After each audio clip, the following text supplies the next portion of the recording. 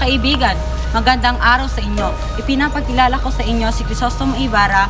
Akala ko ikaw si Padre Damas. Ako nga, pero minsan hindi ko naging kaibigan ang iyong ama.